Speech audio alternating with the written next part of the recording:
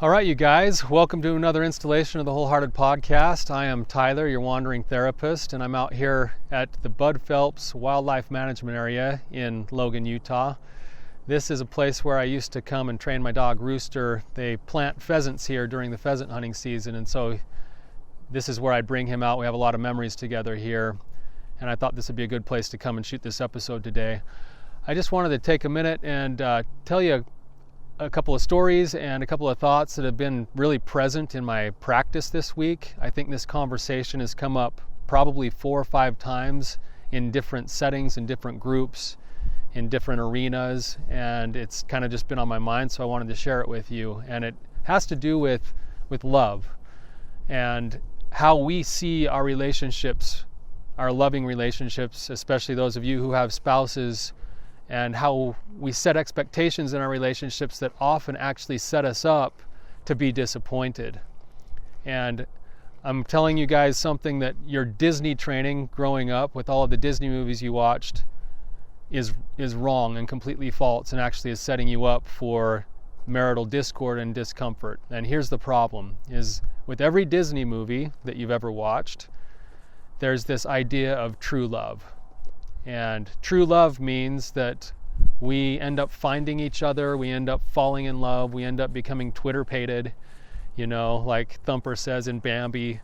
And that means that we've found this person who is going to make us happy. This is the person that's going to complete us. This is a person that's going to be everything. They're going to be my everything. And you hear this, you see it on Valentine's cards all the time, like, I'm your everything, or you're my everything. I couldn't live without you. And that sounds really wonderful, because all of us deep down inside, we want to be needed, we want to be noticed, we want to be important.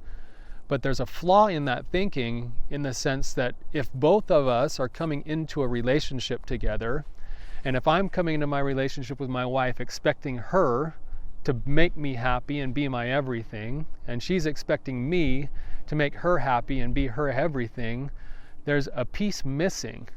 And the piece has to do with what real love is. If that's the equation, where we're both coming in to take from each other, there is not really actually any love.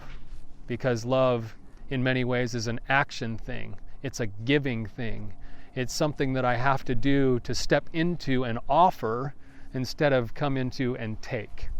And I work with this, we were talking about this in my men's group this week, one of my men's groups, and how so often, say with sex, too many men in my groups are approaching their wives sexually from a perspective of needing to take from them, needing to consume them, expecting their wives to be everything for them.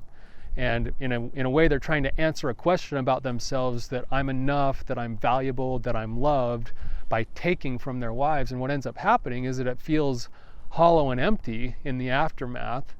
And then there's this gap that starts to form, where one person feels used, the other person feels like they're still not getting what they're wanting, resentment starts to build, and then the disconnection starts to happen, and it's all because of these expectations. Flip that over, and if it's coming, and as a husband, I'm stepping into my sexual relationship with my wife, offering my strength, and she wants to engage back with me, now we're both in the act of sharing and giving instead of taking. And there's a deeper richness, there's a deeper connection, there's this greater sense of gratification with each other, and it's because we already had something to give in the first place. When we don't have anything to be able to receive, because we have nothing to give, then it lands on deaf ears.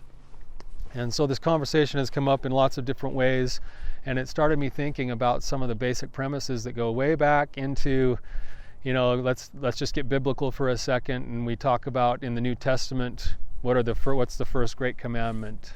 And everybody has heard this scripture before, but the first great commandment is to love God, to love God, right? And then in the Bible it goes on to say, and the second great commandment is to love thy neighbor, or thy partner, or thy children, or thy friends as thyself. Now, if we only love ourselves, That becomes self-centered. That becomes a taking kind of a love. That becomes something that I'm going and I'm actually damaging others around me to get what I want. But if I'm putting in place first my pursuit of the love of God, what I find, and if we read more in the Bible, who is God? God is love. So in the pursuit of loving God, which means I'm doing everything that I've been taught to do, trying to keep the commandments, and then love my neighbor, I'm finding out from God, because He is love, that I am already loved. And when I already know that I'm loved, that I'm lovable, that I'm valuable, I don't have to go around in my relationships taking from people to get a sense that I'm enough. I now get to go into my relationships with an already built-in knowledge and conviction of truly who I am, an accurate assessment coming from a higher place than myself, that I'm worthy of love, that I'm valuable, and I believe that God actually gives us specifics and says, you know, Tyler, you're a guide, you're a teacher, you're a warrior, you're a force for good. And when I actually accept that and believe that in the pursuit of loving God, that's what I receive back. I am then able to take that into my relationship with my wife and my children and offer that to them. And the beauty of this is that it's a symbiotic relationship where when I offer that kind of strength to my children and to my wife, they feel it from me as if it's a window from God, and then they reciprocate it back, and it becomes this feedback loop where we're now in the act of both being people who love instead of taking and expecting my spouse to make me live happily ever after. So as much as it fun as it is to watch Snow White and Sleeping Beauty and Cinderella and anything else you want to watch from Disney, they've got it just a little bit wrong. If you want happiness and satisfaction in your relationships, in your marriages, it starts from the inside out. It starts from a pursuit of knowing who I am, and I would submit that comes from God and loving God, and then being able to reflect that love back into our relationships. So something to think about. Maybe take an assessment of your lives and your relationships and see if there's certain expectations that you're placing on your spouses and on your children that are selfish, in a sense that you're trying to get them to make you feel like you're somebody. And I would submit to you that if you could work on letting those things go and spend your time and energy focusing on becoming the best self you can be, on understanding who you truly are, you'll actually find greater joy and satisfaction as you go and give and serve and act in love instead of taking. So thank you guys. Hope you have a great day, and we'll talk to you later.